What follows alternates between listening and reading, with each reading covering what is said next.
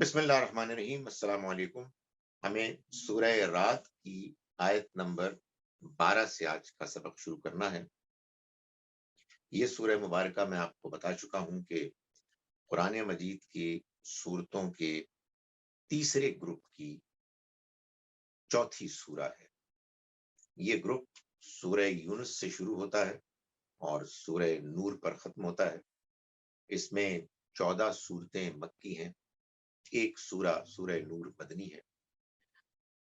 ان صورتوں میں اللہ تعالیٰ نے اہل ایمان کو بشارت خوشخبری دی ہے کہ وہ اس دنیا کی زندگی میں بھی اللہ کے رسول صلی اللہ علیہ وسلم کے ساتھی ہونے کی وجہ سے ان پر ایمان لانے اور اپنے اعمال کو ٹھیک کرنے اور ان کی نصرت اور تائید کرنے کی وجہ سے اس دنیا میں بھی کامیاب ہوں گے اور آخرت میں بھی ان کے لیے کامیابی۔ اور ان صورتوں میں اللہ تعالیٰ نے مسلمانوں کو اس کامیابی کی خوشخبری دینے کے ساتھ ساتھ انکار کرنے والوں کو خبردار بھی کیا ہے کہ وہ آخرت میں بھی اللہ کے ہاں حساب کتاب کے بعد پکڑے جائیں گے اور سزا سے دوچار ہوں گے، مگر یہ لوگ یعنی نبی صلی اللہ علیہ وسلم کے مخاطبین جو آپ کے ایڈریسیز ہیں، وہ اس دنیا میں بھی سزا پائیں گے تاکہ ان کی یہ سزا باقی تمام دنیا والوں کے لیے ایک سبق، ایک عبرت کا مقام بن جائے۔ تو سورہ یونس، سورہ ہود میں بھی یہ مضمون بیان ہوا، سورہ یوسف میں بھی یہی مضمون بیان ہوا، لیکن اس کو اللہ تعالیٰ نے یوسف علیہ السلام کے واقعے کی تاریخی انداز میں اس مضمون کو کھولا۔ اور یہ سورہ مبارکہ جو سورہ یوسف کی جوڑا سورہ ہے، اس میں اللہ تعالیٰ اسی حقیقت کو، اسی مضمون کو بیان کر رہے ہیں عوامل فطرت جو فینومینا آف دا نیچر ہے، ان کی روشنی میں، کہ جو تاریخ میں ہم کو سبق ملتا ہے وہی سبق فطرت اپنے عوامل کے ساتھ خاموشی کے ساتھ سنا رہی ہے۔ فرمایا اعوذ باللہ من الشیطان الرجیم، بسم اللہ الرحمن الرحیم، والذی، وہی ہے یعنی وہ اللہ، یریکم جو دکھاتا ہے تم کو، البرق بجلی، خوفم و طمع جو خوف بھی پیدا کرتی ہے اور امید بھی پیدا کرتی ہے۔ وہی دو مضامین، خوف وارننگ، خبردار کرنا، امید خوشخبری، کامیابی کے لیے خوشخبری سنانا۔ تو یہ اس آیہ مبارکہ میں گویا کہ پورے گروپ کے اور اس سورہ مبارکہ کے بھی اس اصل نقطے مرکزی مضمون کو بیان کر دیا گیا کہ دیکھو، بجلی کی کڑک میں بھی یہی چیز تم کو نظر آتی ہے، وَيُنشِئُ السَّحَابَ الثِّقَالَ، اور وہ ابھارتا ہے بوجھل بادلوں۔ سو بجلی کڑکتی ہے تو اس کے نتیجے میں اس کا خدشہ پیدا ہوتا ہے کہ یہ بجلی کسی پر گر نہ پڑے، مگر وہی بجلی ہے کہ جو یہ خوشخبری بھی لے کے آتی ہے کہ اب بارش برسے گی، اور اللہ تعالیٰ پھر بادلوں کو، بوجھل بادلوں کو ابھارتا ہے۔ یہ گویا کہ محسوس ہو رہا ہے کہ اگرچہ کہ بات وارننگ کی بھی ہے، خبردار کرنے کی بھی ہے، لیکن زیادہ نمایاں خوشخبری کو کیا گیا ہے۔ اور یہ بات قرآن مجید کی بعض صورتوں میں اور اس سورہ مبارکہ میں بھی نظر آتی ہے کہ اگرچہ کہ دونوں مضمون بیان ہو رہے ہیں، لیکن جس پر زیادہ ایمفسس ہے وہ یہ بات ہے کہ اہل ایمان کو یہ خوشخبری سنائی جائے کہ ان کے لیے کامیابی۔ وَيُسَبِّحُ الرَّعْدُ بِحَمْدِهِ وَالْمَلَائِكَةُ مِنْ خِیفَتِهِ، اور رعد، بجلی کی گرج، تسبیح کرتی ہے اس کی حمد کے ساتھ، والملائکۃ، اور فرشتے بھی تسبیح کرتے ہیں اس کی حمد کے ساتھ، من خیفتہ، اس کے ڈر سے۔ وہ بھی اور یہ بھی، یعنی اللہ تعالیٰ کی تسبیح، اس کی حمد، اس کی تعریف، اس کا ہر عیب سے پاک ہونا، یہ وہ بجلی کی کڑک بھی کر رہی ہے اپنے انداز میں۔ قرآن مجید میں آگے چل کے ہم دیکھیں گے، سورہ بنی اسرائیل میں اللہ تعالیٰ یہ بات بیان فرماتے ہیں، وَإِن مِّن شَيْءٍ إِلَّا يُسَبِّحُ بِحَمْدِهِ، دنیا کی کوئی چیز ایسی نہیں کہ جو اس کی تسبیح، اس کی حمد کے ساتھ نہ کر رہی ہو۔ انداز اپنے اپنے ہیں۔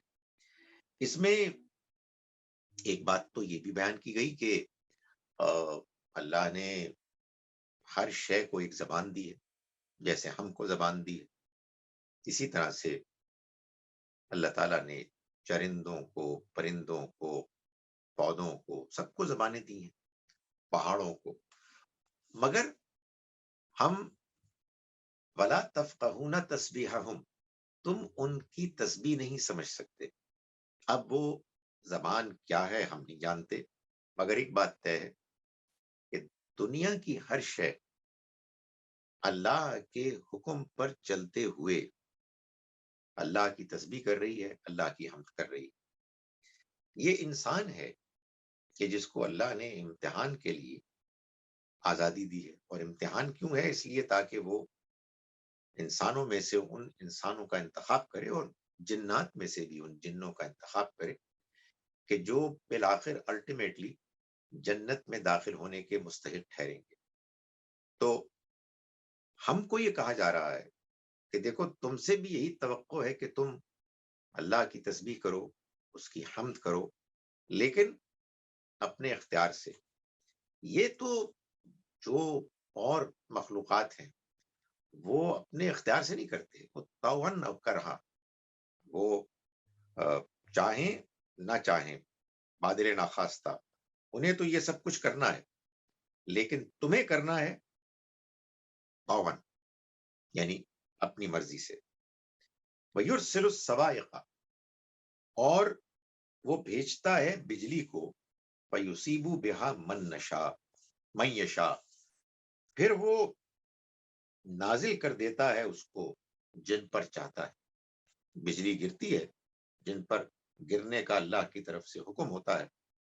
وَهُمْ يُجَادِلُونَ فِي اللَّهِ، اور یہ جن پر بجلی گرتی ہے وہ اللہ کے بارے میں جھگڑتے ہی ہوتے ہیں، یعنی ادھر یہ بحث ہو رہی ہے کہ اللہ کو وسیلے کے ذریعے سے، کسی بزرگ کے، کسی جن کے، کسی فرشتے کے ذریعے سے، کہ جن کی نمائندگی پھر ان کے بت کرتے ہیں یا ان کے مزار کرتے ہیں، ان کے ذریعے سے ہونا چاہیے یا نہیں ہونا چاہیے۔ تو ابھی یہ جھگڑ رہے ہوتے ہیں اللہ کے بارے میں، اور ادھر سے اللہ کی طرف سے تنبیہ کے لیے، بعض لوگوں کو سزا کے لیے بجلی ان پر برستی ہے۔ فرمایا کہ وَهُوَ شَدِيدُ الْمِحَالِ، اور وہ بڑی ہی زبردست قوت والا ہے۔ لَهُ دعوت الحق، حقیقی پکارنا تو صرف اسی کو پکارنا ہے، یعنی مطلب یہ ہے کہ ہم پکارتے ہیں، ظاہر ہے ایک پکارنا تو وہ ہوتا ہے کہ جو ہم ایک دوسرے کو پکارتے ہیں، اس میں تو کوئی شبہ نہیں ہوتا، یہ تو ایک دنیا کی حقیقت ہے، جو جس دنیا میں ہم رہتے ہیں، یہ اسباب کی دنیا ہے، اس میں ہم ایک دوسرے کو پکارتے ہیں، ایک دوسرے کی بات سنتے ہیں۔ لیکن دین مذہب کی دنیا میں جو پکارنا ہے، وہ اس ہستی کو یا ان ہستیوں کو پکارنا ہے کہ جن کے بارے میں یہ تصور لوگوں کے اندر موجود ہے کہ وہ ہماری باتیں سنتے ہیں۔ تو اللہ نے اپنے پیغمبروں کے ذریعے سے اپنے پیغام میں بار بار انسانوں کو یہ بات بتائی ہے کہ ایک ہی ہستی ہے اس پوری کائنات میں جس کو پکارا جا سکتا ہے، اس کے علاوہ کوئی دوسری ایسی ہستی ہے ہی نہیں کہ جس کو آپ پکار سکیں، یعنی مطلب یہ ہے کہ ایک طرف تو یہ ہے کہ یہ ناجائز ہے یہ شرک ہے، یہ سب سے بڑا گناہ ہے، اور دوسری طرف یہ سب سے بڑی حماقت اور بیوقوفی بھی ہے، اس لیے کہ وہ پکار ان کو جاتی نہیں۔ تو فرمایا کہ لہو دعوت الحق، اسی کو پکارنا، الحق حقیقی پکارنا ہے، والذین یدعون من دونہ، رہے وہ جن کو یہ اس کے علاوہ اس کے سوا پکارتے ہیں، لا یستجیبون لہم، تو وہ ان کی کوئی بھی داد رسی نہیں کر سکتے، یعنی ان کو پکارنا نہ پکارنا ایک ہی ہے، وہ نہ ان کی بات سن سکتے ہیں، نہ ہی ان کی بات جو انہوں نے دعا میں مانگا ہوتا ہے اس کی کوئی حیثیت ہوتی ہے، اس لیے کہ بات نہ پہنچی ہوتی ہے، اور پہنچ بھی جائے تو کسی کو کوئی اختیاری نہیں۔ فرمایا کہ اللہ کا لا یستجیبون لہم بشیء، ان کی وہ جواب نہیں دے پاتے، ان کی داد رسی نہیں کر پاتے کچھ بھی، اللہ کباسط کفیہ، ان کا معاملہ ایسا ہے، یعنی یہ جو دعا کرتے ہیں اوروں سے غیر اللہ سے، ان کا معاملہ ایسا ہے کہ کباسط کفیہ الی الماء، کہ انسان اپنے ہاتھوں کو پانی کی طرف بڑھائے، باسط کفیہ پھیلائے بڑھائے اپنے ہتھیلیوں کو، ہاتھوں کو، الی الماء پانی کی طرف، لیبلغ الفاء، لیبلغ فاء، تاکہ وہ اس کے منہ تک پہنچے، وما ہوا ببالغ، اور وہ اس کے منہ تک پہنچنے والا نہیں ہو سکتا۔ یعنی جیسی حماقت یہ ہے کہ بارش ہو رہی ہو، یا فار دیٹ میٹر کہیں کوئی نلکا بہ رہا ہو، اور آپ ہاتھ آگے کر دیں اور یوں پھیلائیں اور توقع کریں کہ آپ کے ہاتھ پھیلانے کے نتیجے میں یہ پانی آپ کے منہ تک پہنچ جائے گا، تو یہ نری حماقت ہے، اس عمل کا کوئی نتیجہ نہیں نکل سکتا۔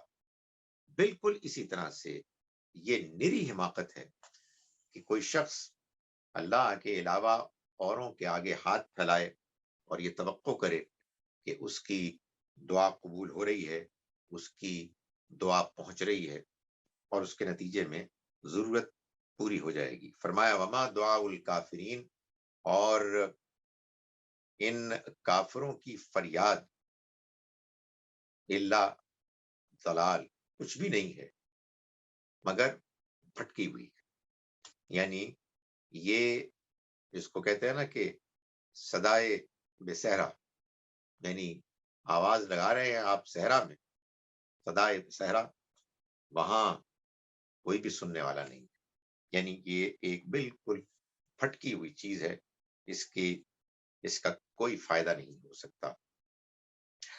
لوگ پھر کیوں مانگتے ہیں، کیوں یہ حماقت کرتے ہیں؟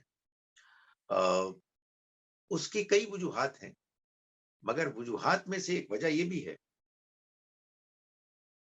ظاہر یہ بھی کہتے ہیں ہمارے آباء و اجداد نے یہ کیا، یہ بھی کہتے ہیں کہ ہمیں کچھ نہ کچھ نشانیاں نظر آ جاتی، وہ جنات نشانیاں ان کے لیے پیدا کر دیتے ہیں، لیکن وہ یہ بھی کہتے ہیں کہ ہماری دعائیں قبول ہوتی، یعنی ہم چڑھاوے چڑھاتے ہیں، دیگیں پکا کے لے جاتے ہیں درباروں میں اور مانگتے ہیں، اور ہماری مراد پوری ہو جاتی ہے۔ تو حقیقت یہ ہے کہ وہ جن سے مانگتے ہیں ان کو تو ان کی دعا پہنچتی نہیں، مگر اللہ کی طرف سے بعض اوقات یہ ہوتا ہے کہ وہ جو کسی اور سے مانگ رہے ہوتے ہیں اللہ اس کو پورا کر دیتا ہے۔ کیوں کرتا ہے؟ تاکہ یہ احمق اپنی حماقت، اپنی گمراہی میں اور آگے بڑھے۔ یہ ان کو اس لیے دھوکا ہوتا ہے کہ انہوں نے اللہ کی دی ہوئی عقل، اللہ کی دی ہوئی اس فطرت کو جس میں اس ایک اللہ کے ساتھ وہ عہد کر کے آئے تھے، انہوں نے جب ٹھکرا دیا اور اس کو چھوڑ کر اس کے علاوہ اوروں کو معبود بنایا جن کے معبود ہونے کی کوئی بنیاد، کوئی سند، کوئی دلیل نہیں تھی، تو پھر اس کے نتیجے میں اللہ تعالیٰ یہ کبھی کرتے ہیں کہ وہ غیر اللہ سے مانگتے ہیں اور اللہ ان کی اس مراد کو پورا کرتا ہے تاکہ وہ گمراہی کے اندھیروں میں اور بھٹکتے پھریں۔ یہ اللہ کا طریقہ ہے کہ اگر آپ بات سمجھنے کے لیے تیار نہیں ہیں اور اپنی ضد پر اڑے ہوئے ہیں، اپنی عقل کو استعمال نہیں کر رہے، اللہ کی طرف سے آئے ہوئے پیغام کو کوئی حیثیت نہیں دے رہے، تو پھر اس کے بعد اللہ تعالیٰ ہدایت کی جگہ گمراہی کا بندوبست کرتا ہے۔ اور یہ قرآن مجید میں اس نے بار بار کہا ہے کہ یضل بہ کثیرا ویہدی بہ کثیرا، وہ اس کے ذریعے سے بہت سوں کو گمراہ کرتا ہے، بہت سوں کو ہدایت دیتا ہے۔ تو یہ سارا قانون اللہ نے بنایا ہے اور اس کے نتیجے میں پھر یہ ہوتا ہے۔ فرمایا وَلِلَّهِ يَسْجُدُ مَن فِي السَّمَاوَاتِ وَالْأَرْضِ، اور اللہ ہی کو سجدہ کرتے ہیں آسمانوں اور زمین میں جو بھی ہے، طَوْعًا وَكَرْہًا، خواہ خواہش سے، اپنی مرضی سے، خواہ زبردستی، وَظِلَالُهُمْ بِالْغُدُوِّ وَالْآصَالِ، اور ان کے سائے بھی صبح و شام، یعنی وہ ان کو سجدہ کر اس کو سجدہ کرتے ہیں۔ یہ اللہ تعالیٰ کی طرف سے جو اطلاع ہے، اس کا مطلب یہ ہے کہ ساری کائنات اللہ کی تسبیح بھی کر رہی ہے اور تسبیح کے ساتھ وہ اس کو سجدہ بھی کر رہی ہے، اس کے آگے جھک بھی رہی ہے۔ اور یہ جھکنا آسمانوں اور زمین سب کا جھکنا ہے، اس کے حکم کے آگے جھکنا ہے۔ اور حد یہ ہے کہ یہ جتنی بھی اشیاء ہیں ان کے سائے بھی سجدہ ریز ہوتے ہیں، یعنی سائے کچھ ایسے بنائے گئے ہیں کہ شے موجود ہوتی ہے، اللہ کے مقابل میں سب سے بڑا جھوٹا معبود جو پوجا گیا وہ سورج تھا، سورج کی روشنی پڑتی ہے مگر نظام ایسا بنایا گیا کہ سورج کی طرف سایہ نہیں جھکتا بلکہ الٹ سے جھکتا ہے۔ سو گویا کہ یہ بتایا جا رہا ہے ایک تمثیلی انداز میں کہ یہ ساری کائنات اسی کے آگے جھک رہی ہے، اسی کا فیصلہ ہے کہ جس کو نافذ کیا جا رہا ہے۔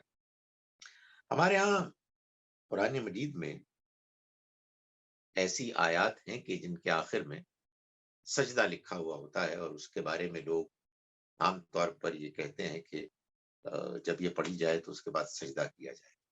کیوں کیا جائے؟ اس سے لوگوں کو کوئی دلچسپی نہیں۔ یہ ایک بہت بڑی بدنصیبی ہے کہ اس امت میں لوگوں کو زیادہ دلچسپی قانون سے ہے۔ اور کون سا قانون؟ اللہ کا قانون؟ وہ قانون کہ جس کو لوگوں نے سمجھا ہے اور لوگوں نے سمجھ کے اس کو مختلف فقہوں کی شکل اختیار کر لی ہے انہوں نے۔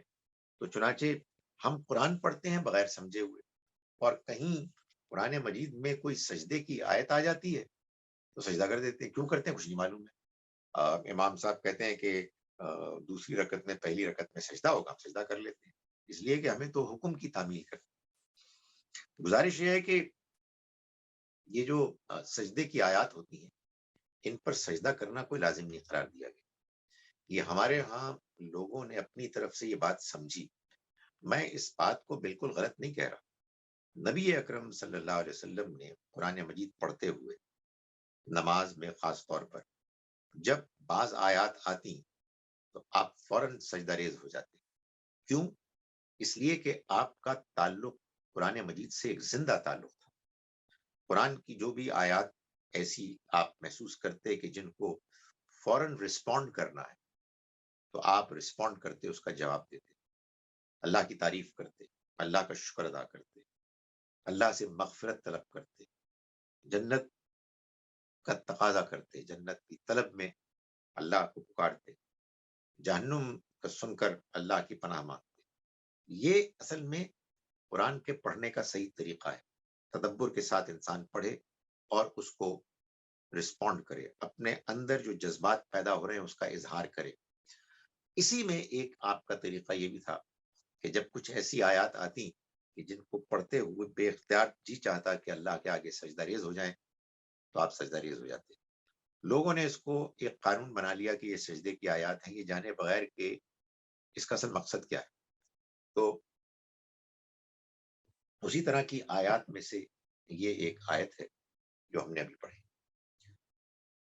اس کے بعد یہ نا آپ مجھ سے پوچھیے گا کہ اس کے بعد ہم سجدہ کریں.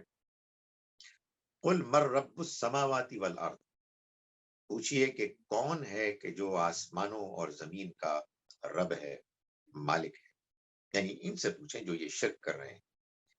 قل اللہ، آپ کہیے اللہ. قل افاتخذتم من دونه اولیاء، ان سے پوچھو کہ کیا تم اس کے بعد اس کے سوا ایسے کارساز تم نے بنا رکھے ہیں، لا یملکون لانفسہم نفعا ولا ضرا، جو خود اپنے بارے میں نہ کسی نفع اور نہ کسی نقصان کا اختیار رکھتے ہوں. قل هل يستوي الاعمى والبصیر، ان سے پوچھو کہ کیا اندھے اور بصارت رکھنے والے بینا دونوں برابر ہو جائیں گے؟ کیا اس کا کوئی امکان ہے کہ دونوں برابر ہو جائیں؟ ام جعلوا للہ شرکاء خلقوا کخلقہ، یا انہوں نے بنائے ہیں اللہ کے ساتھ ایسے، معاف کیجیے گا، ام هل تستوی الظلمات والنور، یا کیا اندھیرے اور روشنی برابر ہو سکتے ہیں؟ ام جعلوا للہ شرکاء، یا انہوں نے اللہ کے ایسے شریک بنا رکھے ہیں، خلقوا کخلقہ، جنہوں نے پیدا کیا اس کے پیدا کرنے کی طرح جیسے اللہ نے پیدا کیا.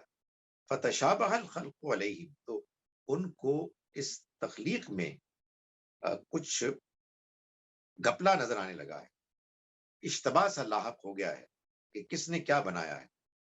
قل اللہ خالق کل شیء، آپ کہیے کہ اللہ ہے کہ جو ہر چیز کا خالق ہے. وہو الواحد القہار، اور وہ واحد ہے، ایک ہے اور قہار ہے، ہر چیز پر وہ غالب ہے. اس میں جو بات بیان کی گئی وہ ایک تو یہ ہے کہ جب اللہ نے ہماری عقل اور فطرت میں بھی اور اپنے پیغمبروں کے ذریعے سے اپنے کلام میں بھی یہ بات واضح کر دی کہ ایک خالق مالک ہے جس نے دنیا بنائی ہے، تو پھر اس کے بعد جو لوگ اس کے علاوہ اوروں کو مانتے ہیں اور پکارتے ہیں وہ اندھے ہیں اور وہ اندھیروں میں بھٹک رہے ہیں. تو کیا اندھے اور بینا دیکھنے والے دونوں برابر ہو جائیں گے؟ کیا اندھیرے اور روشنی دونوں یکساں ہیں، دونوں ایک ہو جائیں گے؟ یہ کیسے ہو سکتا ہے کہ اللہ تعالیٰ دونوں طرح کے لوگوں کا ایک ہی انجام طے کرے؟ اور ساتھ ہی ساتھ یہ بھی بتا دیا کہ جب بات اتنی واضح ہے تو پھر یہ کیسے ہو سکتا ہے کہ کوئی دیکھنے والا، آنکھیں رکھنے والا، روشنی کو دیکھنے والا، روشنی کو چاہنے والا، وہ اللہ کے علاوہ اوروں کو پکارے، اوروں کو مانے.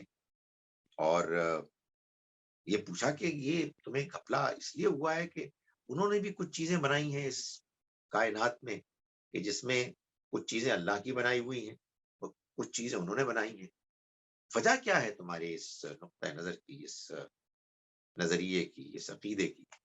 تو ظاہر ہے کہ یہ حجت تمام کرنے والی بات ہے. اور میں یہ آپ کو بتا چکا ہوں کہ قرآن مجید کی صورتوں میں مختلف سٹیجز ہیں نبی صلی اللہ علیہ وسلم کے دعوت کے، جن کو وہ بلونگ کرتی ہیں. اور وہ بیسیکلی 6 فیزز ہیں: انذار، وارننگ، انذار عام، سب کو وارننگ، بڑے پیمانے پر وارننگ، اتمام حجت، بات کو آخری حد تک واضح کر دینا، ہجرت و برات، یعنی لوگوں سے جو انکار کرنے والے ہیں قطع تعلق، اور پھر ہجرت. یہ مکی دور کے 4 ادوار ہیں.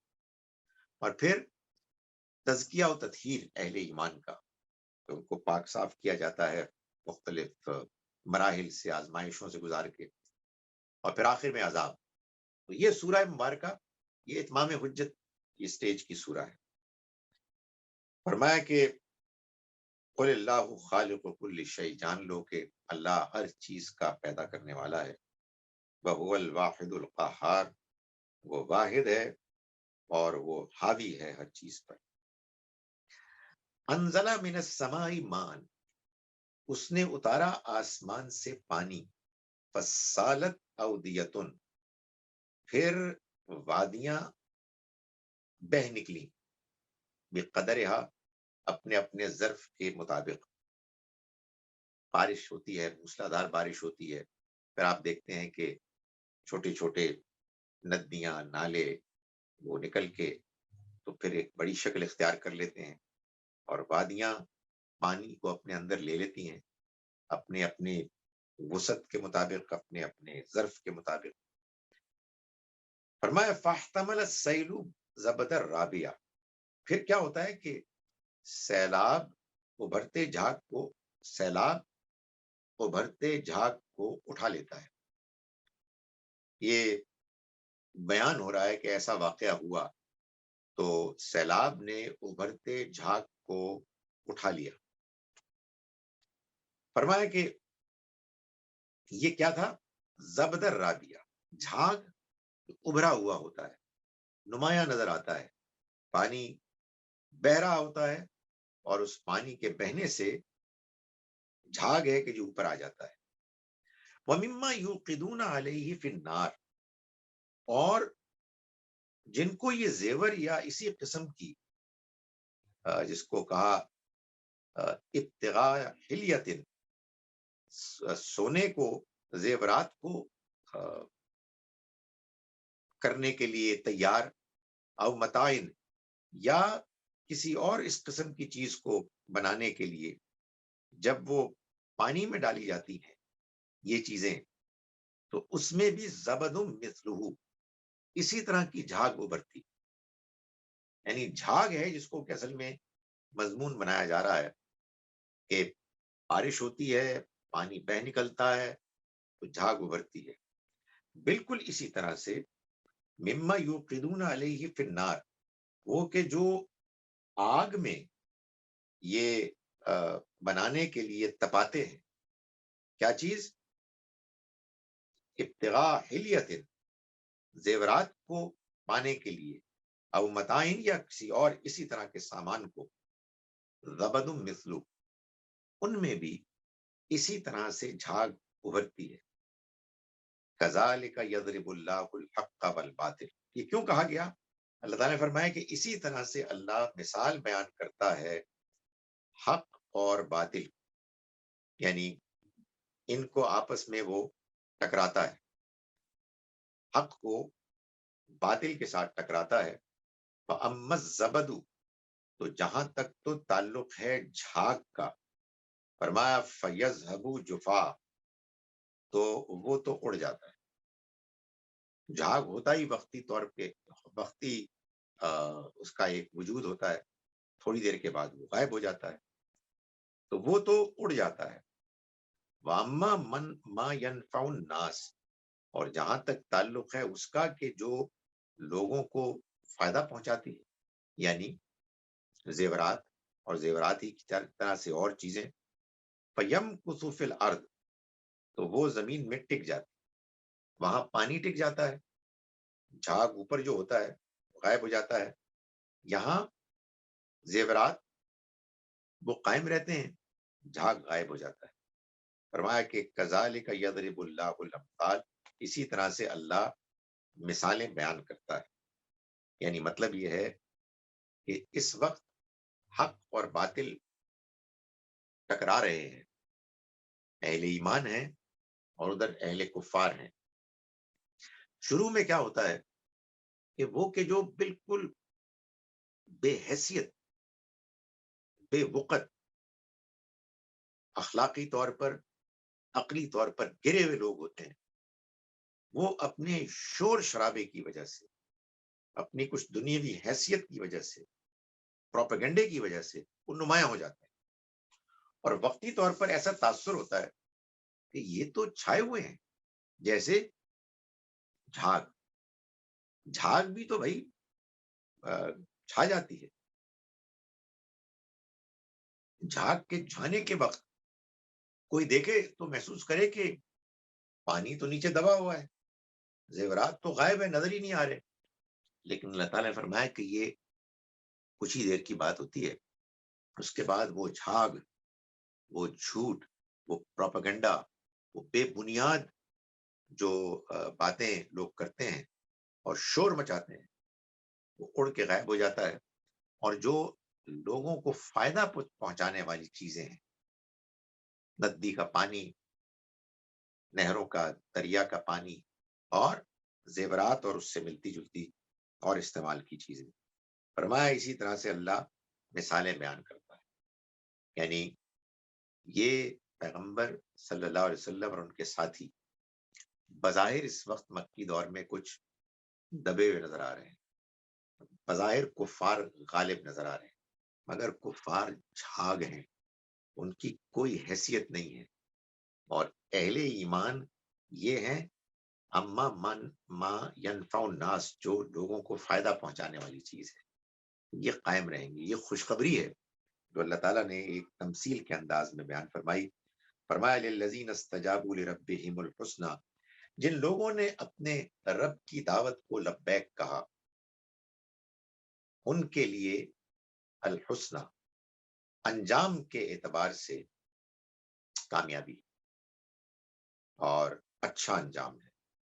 والذین لم یستجیبوا لہ، اور جن لوگوں نے اس کی دعوت قبول نہیں کی، لو ان لہم ما فی الارض جمیعا، اگر ان کے پاس زمین میں جو خزانے بھی ہیں سب کے سب ان کے پاس ہوں، ومثلہ معہ، اور وہ اسی طرح سے اور بھی مزید ہوں اتنے ہی، لفتدوا بھی، اور وہ یہ سب کچھ فدیے میں دے ڈالیں گے، اس کے باوجود وہ بچیں گے نہیں.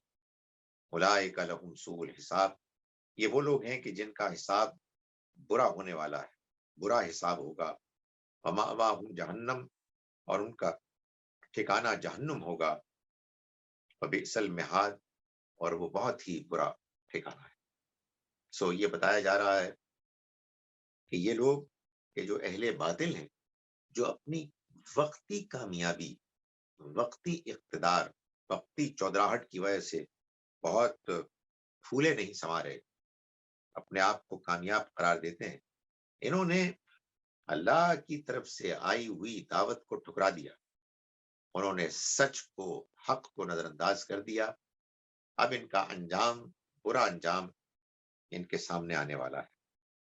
افمن یعلم انما انزل الیک من ربک الحق کمن هو اعمی، تو بھلا کیا وہ کہ جو جانتا ہے کہ جو کچھ اتارا گیا آپ کی طرف آپ کے رب کی جانب سے وہ حق ہے، وہ اس کے مانند ہو سکتا ہے، اس جیسا ہو سکتا ہے کہ جو اندھا ہے. یعنی یہ بتایا گیا کہ جن لوگوں نے آپ کی دعوت کو قبول کیا، انہوں نے قبول اس لیے کیا کہ وہ جانتے ہیں کہ یہ حق ہے، انہوں نے بات کو سمجھ کے کیا. اور جس نے اس کو دیکھنے سے انکار کر دیا وہ اندھا ہے. اصل میں اندھا تو سمجھانے کے لیے کہا گیا ہے، یہ اندھا تو بیچارہ بے قصور ہوتا ہے. یہ اندھے ہیں آنکھیں رکھنے کے باوجود، یعنی انہوں نے جانتے بوجھتے ہوئے انکار کیا، اور یہ اندھے ہیں. انما یتذکروا، اور یاد دہانی تو حاصل کرتے ہیں بس اولو الالباب، وہ لوگ کے جو عقل والے ہیں. یہ عقل والے کون لوگ ہیں؟ الذین یوفون بعہد اللہ، جو اللہ کے کیے ہوئے عہد کو پورا کرتے ہیں. اللہ سے کیے ہوئے عہد، سب سے بڑا عہد تو وہ کہ جو ہم نے توحید کا عہد کیا، توحید کا اقرار کیا عہد الست میں، جو سب انسانوں نے کیا، اگرچہ کہ پھر اس عہد کو بھلا دیا گیا تاکہ انسان اس دنیا میں رہ کر اللہ کی نشانیوں کو دیکھ کر اپنی عقل کو استعمال کر کے اس عہد کو یاد کرے، اس عہد کی یاد تک پہنچے. اور اس کے علاوہ بھی ہم اللہ سے عہد کر چکے ہیں، اخلاقی عہد. ہمیں اللہ نے اچھائی اور برائی میں امتیاز دے کر یہ عہد لے کر بھیجا کہ ہم اچھائی کو اختیار کریں گے اور برائی کو چھوڑیں گے. یہ عہد بھی، اور پھر ظاہر ہے کہ پیغمبروں کو ماننے کے بعد انسان یہ عہد کرتا ہے کہ ہم اللہ کے پیغام کو مانیں گے. اور اس دنیا میں بھی انسان بہت سے عہد کرتا ہے. تو فرمایا کہ یہ جو عقل والے لوگ ہیں، عقل کو استعمال کرنے والے لوگ ہیں، وہ اللہ سے کیے ہوئے عہد کو پورا کرتے ہیں.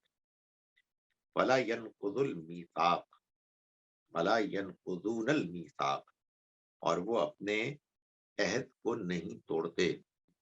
یعنی بات وہی ہے، لیکن اس کو ایمفسائز کیا گیا ہے، مؤکد کیا گیا ہے کہ عہد کو پورا کرنا یہ ضروری ہے، اور عہد کو توڑنا یہ بڑا گناہ ہے.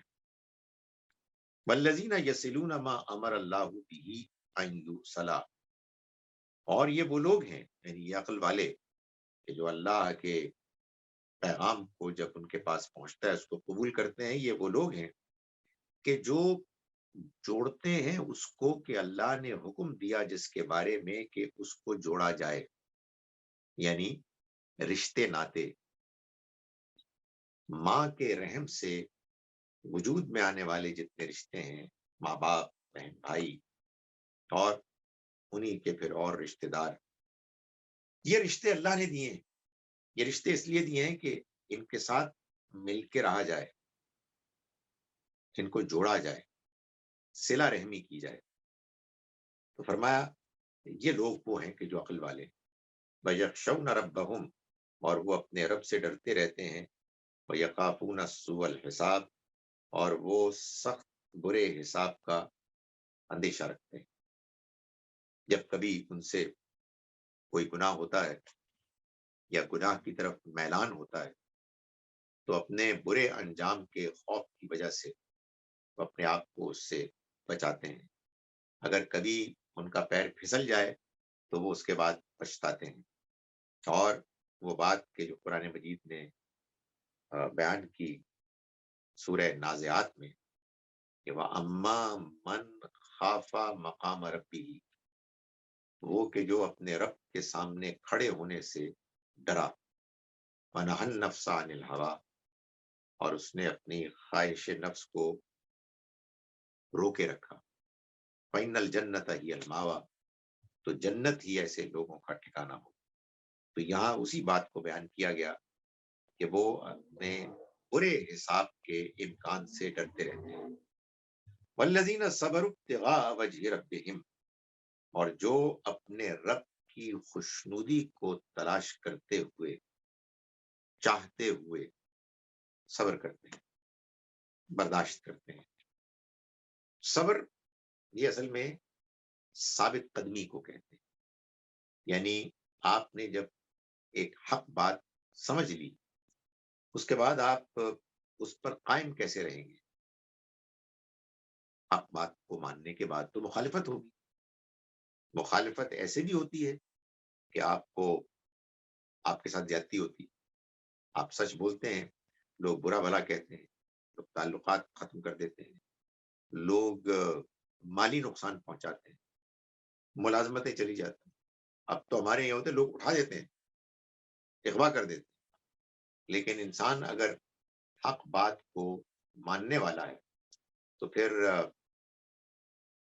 اگر وہ صبر کرے گا تو وہ اصل میں ثابت قدم رہے گا. دوسری جو رکاوٹ ہوتی ہے وہ لالچ ہوتی ہے. پیسے دیے جاتے ہیں، تعریف کی جاتی ہے، عہدے دیے جاتے ہیں، تاکہ آدمی صحیح بات کو چھوڑ دے، غلط راستے کو اختیار کرے.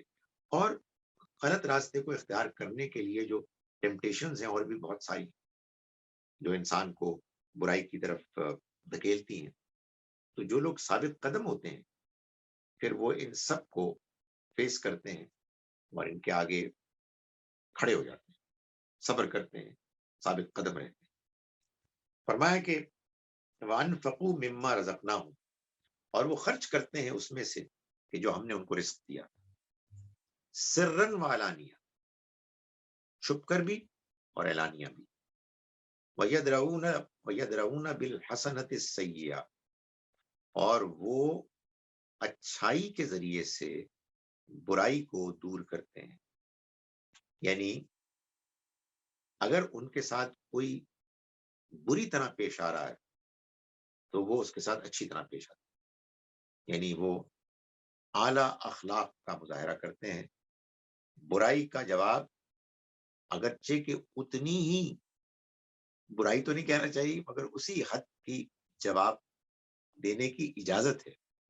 مگر پسند یہ ہے اللہ تعالیٰ کو کہ ومن عفا و اصلاح، جس نے معاف کیا اور اصلاح کی، یہی وہ چیز ہے کہ جو عظیمت کے کاموں میں، بڑے کاموں میں سے. تو اللہ کے پسندیدہ بندے یہاں جن کا ذکر ہو رہا ہے وہ ہیں کہ جو اولو الالباب ہیں، عقل استعمال کرنے والے لوگ وہ ہیں کہ جو برائی کو کے مقابلے میں اچھائی کرتے ہیں.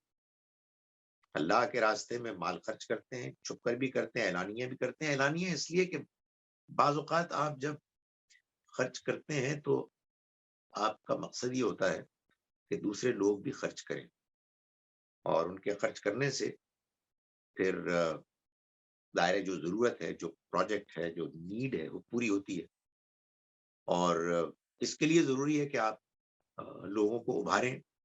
اور ابھارنے کا ایک طریقہ یہ ہے کہ آپ کہیں جی کہ یہ میں نے خرچ کیے ہیں، جناب آپ بھی تشریف لائیں، آپ بھی خرچ کریں. اس میں ریاکاری نہیں ہے. ریاکاری تو ظاہر ہے کہ انسان کی نیکیوں کو ختم کر دیتی ہے، ضائع کر دیتی ہے. یہ ایک مقصد کے لیے کبھی کبھار ضرورت پیش آ جاتی ہے. فرمایا کہ اور وہ برائی کو اچھائی سے دفع کرتے ہیں. اولئک، یہ لوگ ہیں، لہم عقبی الدار، جن کا انجام کامیابی ہے. کامیابی انہی کے لیے. وہ کامیابی کیا ہے؟ کامیابی ایک ہی ہے. یہ قرآن بالکل واضح ہے. اس پر کوئی اور کامیابی نہیں ہے. کامیابی یہ ہے کہ جنات و عدن، ہمیشگی کے باغات میں، یدخلونہا، وہ داخل ہوں گے وہ ان میں. اور یہ جو بات آگے کی گئی ہے یہ قرآن مجید میں 3 جگہوں پر کی گئی ہے. یہاں سورہ رعد میں، سورہ مومن میں فرشتوں کی دعا کے ذریعے سے، اور سورہ طور میں. اور یہ بڑی خوشخبری ہے. میں کہتا ہوں سب سے بڑی خوشخبری. فرمایا کہ وہ داخل ہوں گے اس میں، یعنی ہمیشگی کے باغات میں. ومن صلح، اور جو اس کے اہل بنے، یعنی جنت کے، من آبائہم، ان کے آباء و اجداد میں سے، بازواجہم، ان کی بیویوں میں سے، ازواج میں سے، شوہر کے لیے بیوی، بیوی کے لیے شوہر، وذریاتہم، اور ان کی اولاد میں سے، والملائکہ، اور فرشتے، یدخلون علیہم، داخل ہوں گے ان پر، من کل باب، ہر دروازے سے. یعنی خوشخبری دیں گے، دعائیں دیں گے، اور ان کی ضرورتیں پوری کریں گے. دنیا میں ہم سب کوشاں ہوتے ہیں کہ ہماری اولاد بہترین کیریئر ہو، بہترین کاروبار ہو، سٹیٹس ہو. حالانکہ سب کو یہ معلوم ہے کہ یہ دنیا کا کیریئر تو کسی بائسیکل کے کیریئر ہی کی طرح ناتماں ہے، ختم ہونے والا ہے. جو اصل کیریئر ہے وہ تو آخرت کا کیریئر ہے. اور والدین، اولاد، شوہر، بیوی، یہ سب اس جنت میں کہ جو ناقابل بیان حد تک حسین ہے، ہمیشہ رہنے کا موقع ملے گا. یہی سب سے بڑی کامیابی. اسی کامیابی کے لیے انسان کو اپنی زندگی لگا دینی چاہیے. فرمایا سلام علیکم، یہ فرشتے داخل ہوں گے تو ان کو کہیں گے سلامتی ہو تم پر، بما صبر تم، اس وجہ سے کہ جو تم نے صبر کیا، جو تم ثابت قدم رہے، حق کی خاطر تم ڈٹے رہے. فنعما عقبی الدار، تو کیا ہی خوب ہے انجام کامیابی کا، یعنی وہ انجام کی جو ان کو میسر آئے گا. فرمایا کہ والذین ینقضون عہد اللہ، اس کے برعکس وہ لوگ کہ جو اللہ سے کیے ہوئے عہد کو توڑتے ہیں، من بعد میثاقہ، اس کے مضبوط ہو جانے کے بعد، اس کے باندھ لینے کے بعد، یعنی وہاں بھی جہاں سے ہم سب آئے ہیں ہم نے یہ عہد لیا، اور دنیا میں بھی لوگ عہد کرتے ہیں، وعدہ کرتے ہیں اور توڑ دیتے ہیں۔ یہ قرآن مجید سے ایک جگہ نہیں، بار بار معلوم ہوتا ہے کہ یہ گناہ کبیرہ ہے۔ عہد کو توڑنے والا گناہ کبیرہ کا ارتکاب کرتا ہے، اور اس کے بعد جہنم میں آدمی بچ نہیں سکتا، سوائے اس کے کہ انسان توبہ کرے۔ اور یہ دین یہی ہے۔ نبی صلی اللہ علیہ وسلم کا ایک ارشاد کسی ضمن میں یہ بیان کرتا ہے کہ لا دین لمن لا عہد لہ، جو عہد کی پابندی نہیں کرتا اس کا کوئی دین نہیں۔ ہمارے ہاں تو ہماری سوسائٹی میں، ملک میں تو معلوم ہوتا ہے کہ لوگوں نے عہد کیا ہے، اللہ کے نام پر قسم کھائی ہے، اور وہ کام کرتے ہیں کہ جو ان کے کرنے کا ہے، اس کام کی خلاف ورزی کرتے ہیں کہ جس کے وہ عہد کر کے آئے تھے کہ وہ ایسا نہیں کریں۔ کوئی پوچھنے والا نہیں۔ ایسی قوم کیسے ترقی کر سکتی ہے؟ ایسی قوم کیوں ذلیل رسوا نہ ہو؟ مگر بہرحال اللہ کے کلام کو کون اہمیت دیتا ہے؟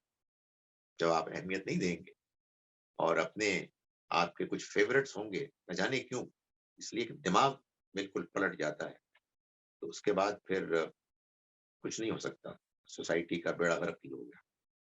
فرمایا کہ والذین ینقضون عہد اللہ، وہ لوگ کہ جو اللہ سے کیے ہوئے عہد کو توڑتے ہیں، من بعد میثاقہ، اس کو باندھ لینے کے بعد، مضبوط کر لینے کے بعد، وَيَقْطَعُونَ مَا أَمَرَ اللَّهُ بِهِ أَن يُوصَلَ، اور وہ کاٹتے ہیں اس کو کہ اللہ نے حکم دیا جس کے بارے میں کہ اسے جوڑا جائے، یعنی رشتہ داری۔ وہاں اچھے لوگوں کے بارے میں کہا کہ وہ رشتہ داری نبھاتے ہیں، اور یہاں قطع رحمی، وہ کاٹتے ہیں اس کو کہ جو اللہ نے حکم دیا کہ اس کو جوڑا جائے، وَيُفْسِدُونَ فِي الْأَرْضِ، اور وہ زمین میں فساد مچاتے ہیں۔ یہ کام جب کریں گے تو زمین میں فساد مچ جائے، زمین میں افراتفری ہوگی، غربت ہوگی، پریشانی ہوگی، یہ غیر یقینی صورتحال ہوگی، انسیکیورٹی ہوگی، خدا تعالیٰ کی رحمت سے محرومی ہوگی۔ فرمایا کہ وَيُفْسِدُونَ فِي الْأَرْضِ، اور وہ زمین میں فساد مچاتے ہیں۔ اولئک لہم اللعنہ، یہ وہ لوگ ہیں کہ جن پر لعنت ہے۔ لعنت کا مطلب ہے خدا کی رحمت سے محرومی۔ وَلَهُمْ سُوءُ الدار، اور ان کے لیے برا انجام ہے۔ اللہ یبسط الرزق لمن یشاء، اللہ یہ ہے کہ جو رزق کو کشادہ کرتا ہے، کھول کر دیتا ہے جن کو چاہتا ہے، وہ یقدر، اور تنگ کر کے دیتا ہے، کم دیتا ہے جن کو چاہتا ہے۔ یہ خدا کا نظام ہے، یہ اس کی آزمائش ہے، کسی کو دے کے آزماتا ہے، کسی کو زیادہ دے کے، کسی کو کم دے کے، کسی سے لے کے آزماتا ہے۔ فَفَرِحُوا بِالْحَيَاةِ الدُّنْيَا، اور یہ دنیا کی زندگی میں مگن ہے، خوش ہیں۔ حالانکہ عمل حیات الدنیا، حقیقت یہ ہے کہ دنیا کی زندگی فی الآخرہ، آخرت کے مقابلے میں کچھ بھی نہیں، الا متاع، سوائے ایک متاع حقیر کے۔ آئیے آج ان آیات کا ترجمہ میں ایک مرتبہ پھر آپ کے سامنے کر لوں۔ ہم نے آج کا سبق شروع کیا تھا آیت نمبر 12 سے۔ اعوذ باللہ من الشیطان الرجیم، بسم اللہ الرحمن الرحیم۔ هو الذی، وہی ہے کہ یریکم، جو دکھاتا ہے تم کو، البرق، بجلی، خوفا و طمع، جو خوف بھی پیدا کرتی ہے اور امید بھی، وَيُنْشِئُ السَّحَابَ الثِّقَالَ، اور وہ ابھارتا ہے بوجھل بادل، وَيُسَبِّحُ الرَّعْدُ بِحَمْدِهِ، اور بجلی کی گرج، رعد، تسبیح کرتی ہے اس کی حمد کے ساتھ۔ یہ آپ دیکھیں اس لفظ کی وجہ سے اس سورہ کا یہ نام پڑ گیا۔ اس کا یہ مطلب نہیں ہے کہ اس سورہ مبارکہ میں بجلی کی کڑک کے بارے میں کوئی گفتگو ہوئی ہے، بس وہ ایک ریفرنس آ گیا تو لوگوں نے اس کا نام رکھ لیا. لوگوں نے، اللہ تعالیٰ نے نہیں، نبی اکرم صلی اللہ علیہ وسلم نے نہیں، لوگوں نے نام رکھ لیا. والملائکۃ، اور فرشتے بھی تسبیح کرتے ہیں اس کی حمد کے ساتھ، من خیفتہ، اس کے ڈر سے. ویرسل الصواعق، اور وہ بھیجتا ہے بجلی کے کڑکے کو، فیصیب بہا، پھر وہ گرتا ہے، ڈالتا ہے اس کو، من یشاء، جن پر چاہتا ہے. وہم یجادلون فی اللہ، اور وہ اللہ کے بارے میں جھگڑ رہے ہوتے ہیں. وہو شدید المحال، اور وہ بڑا ہی زبردست قوت والا ہے. لہو دعوت الحق، حقیقی پکارنا تو اسی کو ہے. والذین یدعون، اور وہ لوگ کہ جو پکارتے ہیں، من دونہ، اس کے سوا اوروں کو، لا یستجیبون لہم، وہ ان کو کوئی بھی ان کی مدد نہیں کر سکتے، ان کی دعا کا جواب نہیں دے سکتے. بشیئن، کچھ بھی، الا، سوائے، کباسط کفیہ، اس شخص کے، کہ اس شخص کی مانند کے جو اپنے ہاتھ پھیلائے ہوئے ہے، الماء، پانی کی طرف، لیبلغ فاہ، کہ وہ پانی ان کے اس کے منہ تک پہنچ جائے. وما ہوا ببالغ، لیکن وہ اس کے منہ تک پہنچنے والا نہیں. وما دعاء الکافرین، اور ان کافروں کی جان بوجھ کر انکار کرنے والوں کی دعا، الا فی ضلال، کچھ بھی نہیں ہے سوائے بالکل بھٹکی ہوئی، صدائے بصحرا. وَلِلَّهِ يَسْجُدُ مَن فِي السَّمَاوَاتِ وَالْأَرْضِ، اور اللہ ہی کو سجدہ کرتے ہیں وہ سب کے جو آسمانوں میں ہیں اور زمین میں، طوعاً وکرہا، خوش دلی سے یا زبردستی، بادل ناخواستہ. وظلالہم، اور ان کے سائے، بالغدو والآصال، صبح و شام. قل، پوچھو، مر رب السماوات والارض، کون ہے آسمان و زمین کا مالک.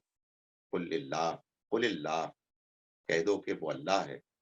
قل، پوچھو، افاتخذتم من دونہ اولیاء، تو کیا تم اس کے سوا اوروں کو کارساز مانو گے، اوروں کو اپنا ولی مانو گے.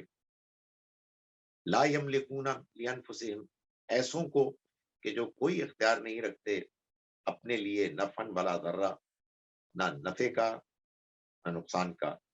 قل، پوچھو، هل یستوی الاعمی والبصیر، کیا اندھے اور بینا برابر ہو سکتے ہیں. ام هل تستوی الظلمات والنور، یا کیا اندھیرے اور روشنی برابر ہو سکتے ہیں.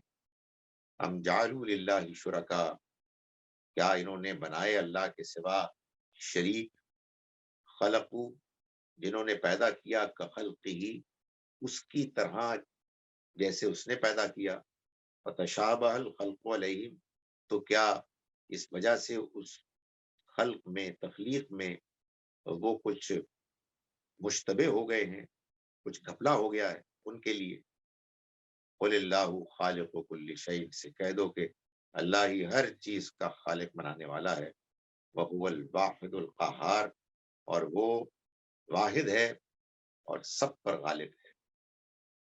انزل من السماء ماء، اس نے اتارا آسمان سے پانی.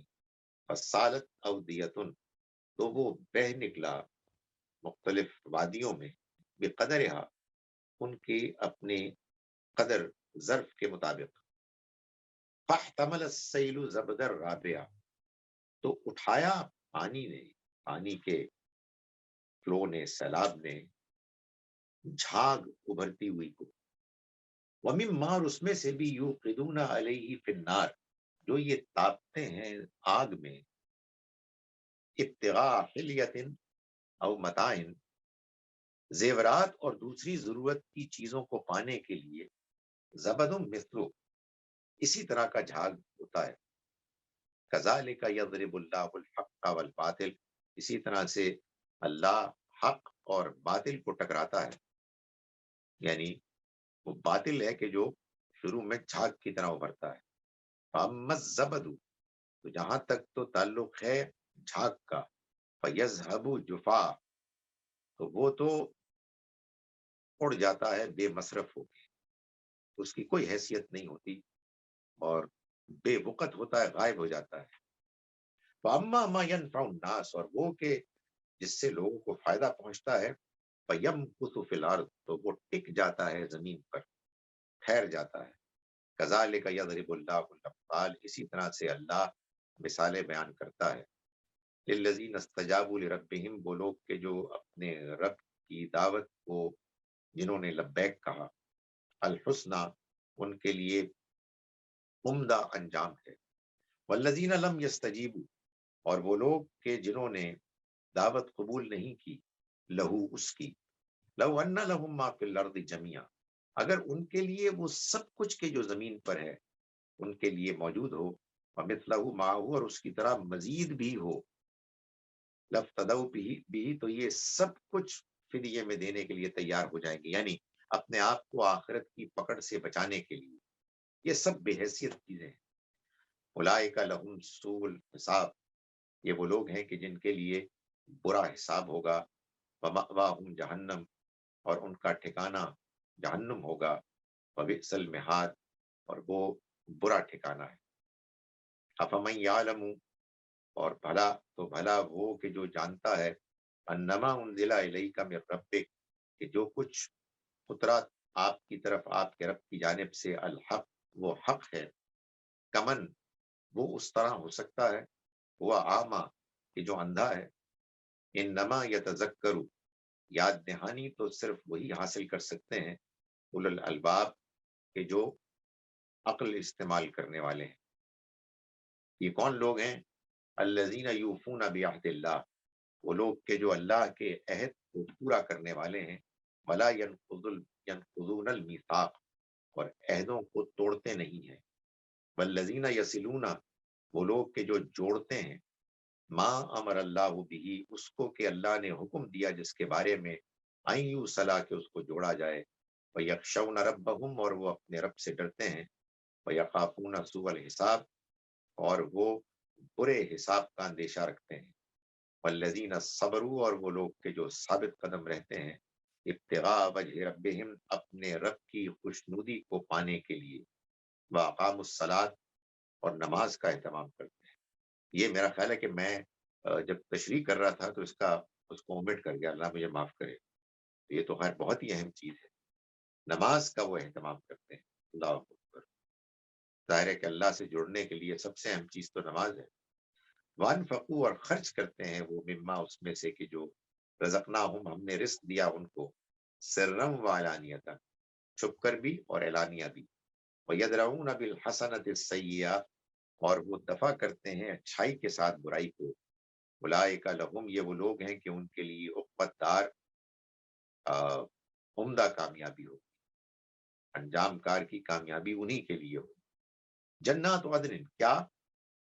ہمیشگی کے باغات، یدخلونہا، جس میں وہ داخل ہوں گے، ومن صلح، اور جو بھی ان کے لیے اہل بنیں گے، من آبائہم وازواجہم وذریاتہم، ان کے آباء و اجداد میں، ان کے بیویوں شوہروں میں، اور ان کی اولاد میں، والملائکۃ، اور فرشتے، یدخلون، داخل ہوں گے، علیہم، ان کے پاس، من کل باب، ہر باب سے، سلام علیکم، یہ کہتے ہوئے کہ سلامتی ہو تم پر، بما صبرتم، اس وجہ سے کہ جو تم نے صبر کیا، ثابت قدم رہے، ونعم عقبی الدار، تو کیا ہی عمدہ کامیابی ہوگی، کیا ہی خوب ہے انجام کار کی کامیابی۔ والذین ینقضون عہد اللہ، اور وہ لوگ کہ جو اللہ سے کیے ہوئے عہد کو توڑتے ہیں، من بعد میثاقہ، اس کو باندھ لینے کے بعد، یقطعون، اور وہ کاٹتے ہیں، ما، اس کو، امر اللہ، اللہ نے حکم دیا بھی، جس کے بارے میں، ان یوصلا، کہ اس کو جوڑا جائے، ویفسدون فی الارض، اور وہ زمین میں فساد مچاتے ہیں، اولئک، یہ وہ لوگ ہیں، لہم اللعنہ، ان کے لیے لعنت ہوگی، لعنت ہے، لعنت ہوگی، وَلَهُمْ سُوءُ الدَّارِ، اور ان کے لیے برا انجام ہوگا آخرت میں۔ اللہ یبسط الرزق لمن یشاء ویقدر، اللہ ہی ہے کہ جو رزق کو پھیلا دیتا ہے جن کے لیے چاہتا ہے، ویقدر، اور وہی ہے کہ جو تنگ کرتا ہے جن کے لیے چاہتا ہے۔ فرحوا بالحیات الدنیا، اور یہ دنیا ہی کی زندگی پر خوش ہو رہے ہیں، مگن ہیں اس میں، عمل حیات الدنیا، حالانکہ دنیا کی زندگی کچھ بھی نہیں ہے، فی الآخرت آخرت کے مقابلے میں، الا متاع، سوائے متاع حقیر. اقول قولی ھذا واستغفر اللہ لی. اب میں آپ کے سوالات کے لیے حاضر. تھینک یو ویری مچ سر. اس کے ساتھ ہی ہم کویشچن آنسرز کا سیشن شروع کرتے ہیں. ہمارا سب سے پہلا کویشچن ہے آج شبنم صاحبہ کا. آپ کائنڈلی اپنا مائک ان میوٹ کیجیے اور اپنا سوال کر لیں.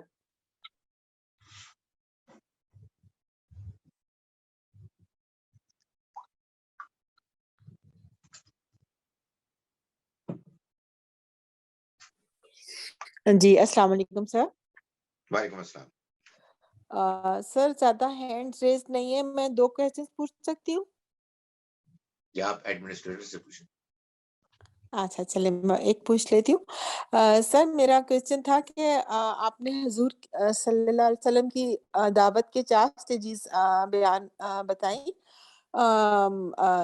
انذار عام, ہجرت اور برات, اور فائنلی حجت, اتمام حجت. تو سر مجھے پوچھنا تھا کہ اتمام حجت اللہ تعالیٰ نے کیا قرآن کے ذریعے صرف کیا؟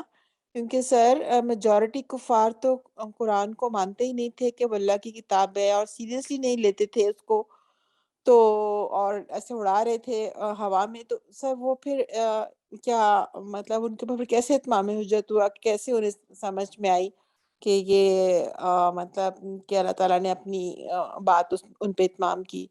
تو سر اس کے بعد اگر ٹائم ہوا تو میں دوسرا کویشچن پوچھ لوں گی. تھینک یو سر. دیکھیے یہ جو آپ نے ترتیب جو 4 سٹیجز بتائیں, یہ مکی دور کی سٹیجز ہیں. مدنی دور میں پھر 2 سٹیجز اور ہیں, تزکیہ اور تطہیر اہل ایمان کا, اور پھر آخر میں عذاب. اس مکی دور کی جو 4 سٹیجز ہیں اس میں بھی ترتیب میں ذرا سی گڑبڑ ہو گئی. انذار عام, اتمام حجت, اور آخر میں ہجرت و برات. اب آئیے آپ کے سوال. دیکھیں, کوئی شخص کسی کو ایک بات بتاتا ہے اور وہ اس کی بات کا مذاق اڑاتا ہے. اس میں 2 امکانات. ایک امکان یہ ہے کہ مذاق اڑانے والا واقعی یہ سمجھتا ہے کہ یہ بات تو اس قابل ہے ہی نہیں کہ اس کو کوئی اہمیت حیثیت دی جائے. اور دوسرا امکان یہ ہے کہ بات اس کو سمجھ میں آ گئی, لیکن وہ یہ محسوس کرتا ہے کہ میں نے اگر اس بات کو مان لیا تو اس کے بعد میرے آباء و اجداد کا دین, میرے معاشرے کی اقدار اور اس کا سسٹم, اور میرے اپنے پرسنل جو انٹرسٹ ہیں, جو مجھے یہاں کامیابی حاصل ہے, وہ سب کچھ داؤ پہ لگ جائیں گے. اس وجہ سے وہ انکار کرتا ہے اور اس وجہ سے وہ مجرم ٹھہرتا ہے. قرآن مجید نے جہاں جہاں لفظ کافر بولا ہے اسی مفہوم میں بولا ہے کہ وہ جان بوجھ کر انکار کرنے والے ہیں. اگر انہیں بات ہی سمجھ میں نہیں آئی تو چلیے آپ یہ کہہ سکتے ہیں کہ مذاق اڑایا, مذاق اڑانا کوئی اچھی بات نہیں ہے, لیکن وہ اتنا بڑا جرم ہے. لیکن آپ غور کیجئے کہ اگر مذاق اڑایا جائے کسی ایسے شخص کا, کسی ایسے پیغام کا جس کے بارے میں دل میں واضح ہو گیا کہ یہ اللہ کا پیغام ہے, اور پھر اس کا انکار کیا گیا, یہ بہت بڑا جرم ہے. اس پر جو میں بات کرتا ہوں, آپ کی طرح کے بہت سے اچھے لوگ یہ کہتے ہیں یہ کیسے ہو سکتا ہے کہ ایک شخص کو یہ بات معلوم ہو جائے کہ اللہ کا پیغام ہے اور پھر وہ اس کا انکار کر دے. تو گزارش یہ ہے کہ اصل میں یہی تو ہوتا ہے. دنیا میں لوگ جرم کرتے ہیں اس لیے نہیں کہ ان کو معلوم نہیں ہوتا کہ جرم ہے, وہ جرم کو جرم جاننے کے باوجود وہ ڈٹائی کے ساتھ اس کا ارتکاب کرتے ہیں اور سچائی کی مخالفت کرتے ہیں. یہ ہے ایک پہلو.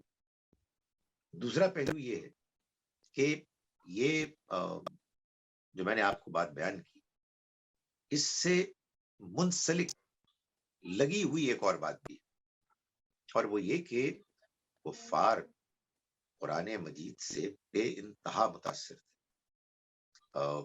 قرآن مجید ان کی اپنی زبان میں اترا ہے.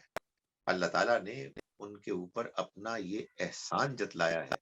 یہی سورہ رات کی جوڑا سورہ یوسف ہے، جس کے آغاز میں اللہ تعالیٰ نے فرمایا اِنَّا أَنزَلْنَاهُ قُرْآنًا عَرَبِيًّا لَعَلَّكُمْ تَعْقِلُونَ. ہم نے اس کو عربی قرآن بنا کے اتارا ہے تاکہ تم عقل سے کام. اور عرب کے لوگ، قریش کے لوگ خاص طور پر، وہ زبان شناس تھے. وہ شاعری اور خطابت کے بارے میں بہت ان کے اندر ذوق تھا اور بہت وہ داد دیتے تھے. تو ان کو یہ بات معلوم تھی کہ محمد صلی اللہ علیہ وسلم اعلیٰ ترین اخلاق اور کردار کے حامل ہونے کے ساتھ ساتھ لکھنا پڑھنا نہیں جانتے، اور ان کا کوئی تعلق براہ راست شاعری اور خطابت سے نہیں ہے. اور اس کے بعد یہ قرآن نازل ہوا اعلیٰ ترین زبان میں اور مؤثر ترین مضمون کے ساتھ.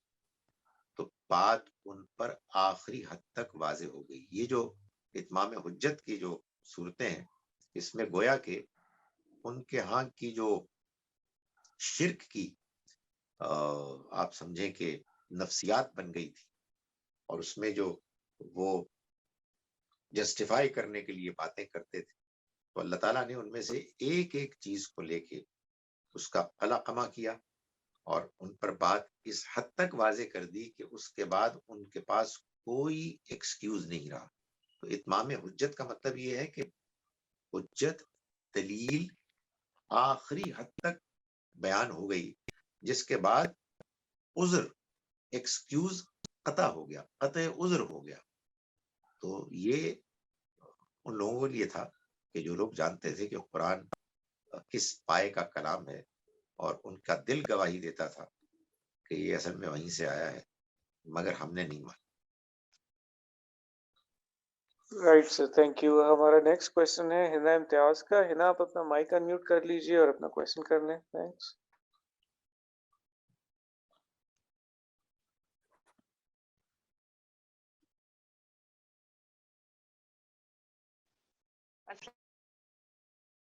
علیہ السلام.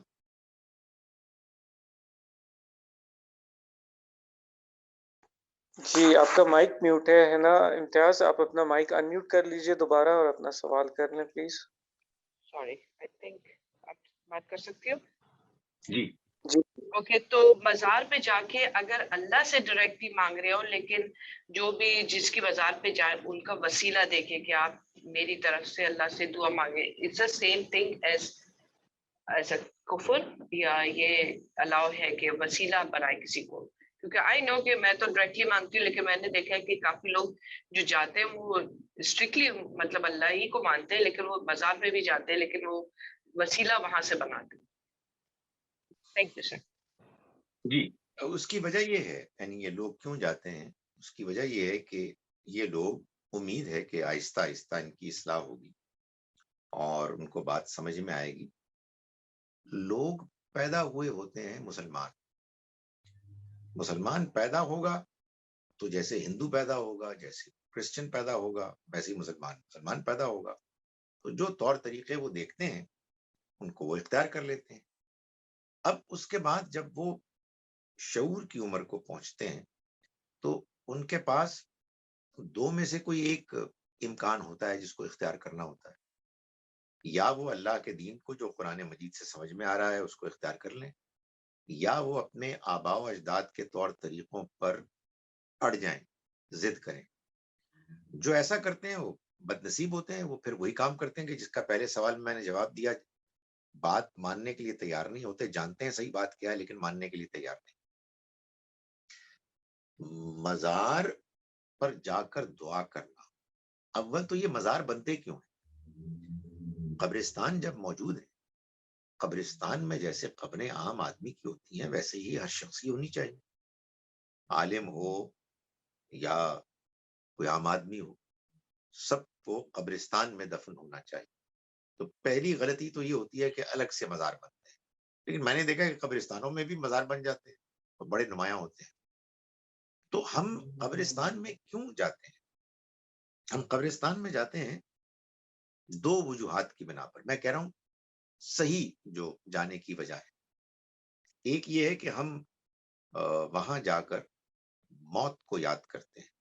جب ہمارے اپنے رشتہ دار دوست جو قبرستان میں دفن ہیں, ہم ان کی قبروں پر جاتے ہیں. اگرچہ کہ گھر میں بھی آپ دعا کریں تو آپ دعا کر سکتے ہیں, لیکن وہاں جا کے ہم کو اپنی موت یاد آتی ہے. دوسرا یہ کہ اس میں کوئی شک نہیں کہ وہ بھی یاد آتے ہیں جن کی قبر پہ ہم جاتے ہیں, تو ان کے یاد آنے کی وجہ سے ان کی مغفرت اور ان کے درجات کی بلندی کے لیے دعا کرنا آپ کا یہ زیادہ ممکن ہو جاتا ہے. انسان زیادہ متوجہ ہو جاتا ہے. قبرستان میں یا مزار پہ جا کر انسان کسی صاحب قبر کے وسیلے کو بیان کرے, یہ تو قرآن کی نفی ہو گئی. پورے کا پورا قرآن یہی بتانے کے لیے آیا ہے کہ اللہ ہے کہ جو خالق ہے, مالک ہے, وہی دعائیں سنتا ہے, اور وہ کسی اور کو اس نے یہ حیثیت مقام نہیں دیا کہ وہ اس کے ساتھ کوئی اس کا پارٹنر یا اس کا اسسٹنٹ ہو. تو چنانچہ ہمارے دین میں وسیلہ کوئی چیز نہیں ہے. ہمارے دین میں اللہ کے علاوہ کسی اور کو کسی وجہ سے بھی پکارنا, یعنی وہ پکارنا جس میں کہ آپ سمجھتے ہیں کہ ان کی بھی کوئی حیثیت ہے, وہ ہماری دعا سن رہے ہیں. تو کہاں سن رہے ہیں؟ یہ تو قیامت کے روز قرآن کہتا ہے کہ معلوم ہو جائے گا کہ وہ یہ کہیں جی کہ یہ جھوٹ بول رہے ہیں کہ یہ ہماری عبادت کرتے تھے یا ہمیں پکارتے تھے, ہم نے کوئی ان کی بات نہیں سنی. تو اللہ تعالیٰ کو جو مانتا ہے, قرآن نے جس طرح اللہ کو منوایا ہے, اس پر یہ بات بالکل واضح ہے کہ اللہ ساری دعائیں سنتا ہے, خود سنتا ہے اور ان کو رسپونڈ کرتا ہے. اگلا سوال عائشہ ظہیر صاحبہ کا ہے. آپ پلیز اپنا مائک انمیوٹ کیجیے اور اپنا سوال کر لیں. السلام علیکم سر. وعلیکم السلام. مجھے 2-3 کوشچن پوچھنے ہیں, لیکن میں ایک سوال پوچھیے گا, موسٹ ایک امپورٹنٹ والا جو موسٹ امپورٹنٹ ہے, اینڈ میں ہم نے ابھی ذکر کیا تھا جنت میں جاننے کا, جس میں کہ 3 صورتوں میں آ رہا ہے جو ہمارے آبا و اجداد اور ریلیٹیوز ہوں گے, ہم سب جنت میں جائیں گے انشاءاللہ. تو اللہ رحم کرے, جو لوگ پھر ڈیزرو نہیں کریں گے, آپ کلوز ہوں گے آپ کے, تو وہ جو ذرا جنت اونچا میں بولیے گا. جائیں گے, جو لوگ جو جنت میں چلے جائیں گے, اور لیکن ان کے جو پیارے ہوں گے جو نہیں جا سکیں گے, جو ڈیزرو نہیں کریں گے جنت کو, تو وہ اس کی وجہ سے جو جنت میں جائیں گے وہ تو دکھی ہوں گے. جی, یہ قرآن پوچھنا چاہ مجید رہی نے تھی. جنت کا جب ذکر کیا, ڈسکرپشن دیا, تو کئی پہلوؤں سے دیا. پروبیبلی سب سے زیادہ نمایاں پہلو جو جنت کا قرآن نے بیان کیا ہے کئی جگہوں پر, وہ یہ ہے کہ لا خوف علیہم ولا هم یحزنون. انہیں نہ کوئی خوف ہوگا, مستقبل کا اندیشہ ہوگا, اور نہ کوئی ماضی کا غم پچھتاوا ہوگا. تو یہ بات دنیا میں تو ہمیں ایک بڑی تکلیف دہ اور ٹریجک لگتی ہے, لیکن جنت میں یہ ٹریجڈی نہیں رہے گی. اور وہ یہ ہے کہ اگر کچھ لوگ خدا نہ خواستہ ہمارے رشتہ داروں میں جنت میں نہیں جائیں گے, تو جنتی لوگوں کو ان کا کوئی غم نہیں. اللہ تعالیٰ اس غم کو دھو دیں گے اور وہ بغیر غم کے جنت میں جائیں گے. رائٹ سر, ہمارا نیکسٹ کوشچن ہے عدیل احمد کا. عدیل, آپ اپنا مائک انمیوٹ کیجیے اور اپنا سوال کر لیں. تھینکس. السلام علیکم سر. سر میرا کوشچن تھا, میں ابھی تھوڑی دیر پہلے ایک بک پڑھ رہا تھا, تو مجھے قرآن کی وہ آیت یاد آئی کہ ہم نے ہر چیز کو جوڑے جوڑے بنا کے رکھا ہے. تو سر باقی تمام چیزوں میں تو جوڑے جوڑے نظر آتا ہے, جیسے ایٹم میں آ جاتے ہیں کہ پازیٹیو نیگیٹو پارٹیکلز ہوتے ہیں, ستاروں میں آ جاتے ہیں, تو حیوانات میں بھی آ جاتے ہیں. مگر سر جب انسانوں کی بات ہوتی ہے, مرد اور عورت تو ہمیں ایک پیئرز نظر آتے ہیں, تو مگر اب ٹرانسجینڈر بھی ہمارے پاس ایک تیسری بھی مخلوق ہے. تو سر کیا یہ اس آیت کی نفی ہے, یا وہ آیت پھر کس طرح بیان ہوئی ہے, اس کا تھوڑا سا بتا دیں. یا پھر جو تیسری مخلوق ہے یہ بھی انسانوں کی طرح مگر اب یہ کسی کیٹیگری میں وہ نہیں فال نہیں کر رہی، تو پھر ہم اس کو کس طرح سمجھ سکتے ہیں؟ اس کو سمجھنے کے لیے جو ایک عام دنیاوی باتوں میں ایک اصول ہے کامن سینس کا، اس کو ہمیشہ ذہن میں رکھنا چاہیے، جس کو بڑے اچھے انداز میں ایک انگریزی کے مقولے میں بیان کیا گیا ہے، ایکسیپشنز پروو دا رول۔ جو رول ہوتا ہے اس میں جو ایکسیپشنز ہیں وہ اصل میں ثابت کرتی ہیں کہ رول ٹھیک ہے، یعنی کہنے کا مقصد یہ ہے کہ ایکسیپشنز ہر جگہ ہوتی ہیں۔ اللہ تعالیٰ جب یوں فرماتے ہیں قرآن مجید میں کہ جو چیز بھی اس نے پیدا کی اس کو جوڑا جوڑا پیدا کیا، اس کا مطلب یہ ہے کہ اکثر و بیشتر vast majority of the cases میں جہاں ایسا نہیں کیا وہاں جن کے ساتھ ایسا ہوا ان کے ساتھ کوئی زیادتی نہیں ہوئی، اس لیے کہ وہ آگے جا کے سب کمپنسیٹ کر دے گا۔ لیکن کیوں کیا؟ اس لیے کیا تاکہ جو رول ہے، جو اصل قانون ہے، اس کو لوگ ریئلائز کریں، اس کو وہ اس کی قدر کریں، اس کو ویلیو کریں۔ یہ وہی بات ہے کہ جو مسیح علیہ السلام نے بہت خوبی کے ساتھ بیان فرمائی جب ان سے یہ پوچھا گیا کہ اللہ نے اندھے کیوں پیدا کیے، تو آپ نے فرمایا کہ آنکھیں رکھنے، دیکھنے والوں کو دکھانے کے لیے۔ میرے اور آپ کے پاس آنکھیں ہیں جن سے ہم دیکھتے ہیں، ہمیں ان کی قدر نہیں، لیکن کبھی کسی اندھے کو دیکھ کر یہ احساس ضرور ہوتا ہے کہ آنکھیں بڑی نعمت ہے۔ اندھے کے ساتھ یہ کیوں کیا گیا؟ اندھے کو ایسی آنکھیں ملیں گی انشاءاللہ جنت میں آگے جا کے کہ آپ دیکھتے کہ دیکھتے ہی رہ جائیں گے اور خیال کریں گے کہ کاش کہ ہماری بھی آنکھیں دنیا میں نہ ہوتی۔ تو اس وجہ سے یہ عام بات ہے جو بیان کی گئی ہے، اس میں ایکسیپشنز کا ہمیشہ امکان ہوتا ہے۔ تھینک یو سر، بڑا اچھا آنسر دیا آپ نے اس کوشچن کا۔ ہمارا نیکسٹ کوشچن ہے شبنم صاحبہ کا، آپ کائنڈلی اپنا مائک انمیوٹ کیجیے اور سوال کر لیں اپنا۔ Thank you.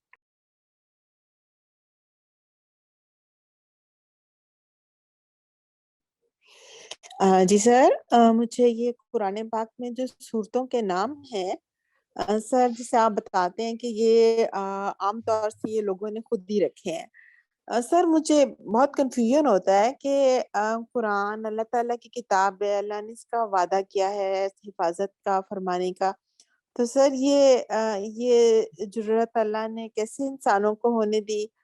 کیونکہ وہ صورتوں کے نام قرآن کے اندر لکھے ہوتے ہیں اور ہر صورت کے شروع سے پہلے بسم اللہ کے ساتھ وہ لکھے ہوتے ہیں، تو اس کا حصہ ہی ہے، تو سر وہ انسان کیسے یہ جرات کر سکتا ہے کہ وہ اللہ کی کتاب میں کچھ ایڈیشن کرے؟ کائنڈلی سر یہ بتا دیجیے بس۔ Thank you. ایک تو مجھے یہ وضاحت کرنی ہے کہ یہ جو میں دو تین سوال نہیں لیتا، اس کی وجہ یہ ہے کہ سوال ترتیب سے آئیں اور کچھ اور لوگ بھی ہوتے ہیں جو سوال کرنا چاہتے ہیں، اور دوسرا یہ کہ میں بھول جاتا ہوں، بالکل گپلا ہو جاتا ہے، اس لیے میرا خیال ہے کہ اس پیٹرن ہی کو آپ ملحوظ رکھیں۔ دیکھیں، گزارش یہ ہے کہ اللہ تعالیٰ نے قرآن مجید کی حفاظت کا جو ذمہ لیا وہ کیا ذمہ ہے کہ قرآن کے الفاظ میں رد و بدل نہیں ہوگا، قرآن مجید کی ترتیب بالکل ویسی ہی رہے گی جیسے اللہ نے اس کو دی اور اس کو محفوظ کیا۔ قرآن جیسے پڑھا جا رہا ہے، جیسے نبی اکرم صلی اللہ علیہ وسلم نے پڑھا ویسا ہی وہ پڑھا جائے گا۔ بس اس کے علاوہ مسلمانوں نے بہت کچھ کیا ہے۔ یہ آپ کی حرکات جو ہیں، اعراب، یہ قرآن مجید میں شروع میں نہیں تھے، مگر اچھی بات ہے لگ گئے، اس لیے کہ اس سے ہم اجمی جو عربی نہیں جانتے وہ بھی قرآن پڑھ لیتے ہیں۔ قرآن مجید کے اندر جو ظلم ڈھایا ہے سپاروں نے، یہ ڈال دیا ہے جس نے بھی ڈال دیا۔ اللہ تعالیٰ بے نیاز ہے، اس کو اس سے کوئی دلچسپی نہیں ہے، وہ تو آگے جا کے پوچھے گا کہ تم نے میری کتاب کے ساتھ کیا کیا۔ قرآن مجید میں بعض ایسی بھی اضافے ہوئے ہیں جو خیال ہوتا ہے کہ اچھا ہی ہوا ہے، یعنی ڈس ایگریمنٹ بھی ہوتی ہے لیکن مثال کے طور پر رکوع ڈال دیے، یہی بعد میں ڈالیں، لیکن یہ کہیں ہوتے ہیں کہیں نہیں ہوتے ہیں. اور بھی بہت کچھ ہوا ہے، قرآن مجید کی تشریح ہوئی ہے، تفسیر ہوئی ہے. تو یہ سب آزمائش ہے.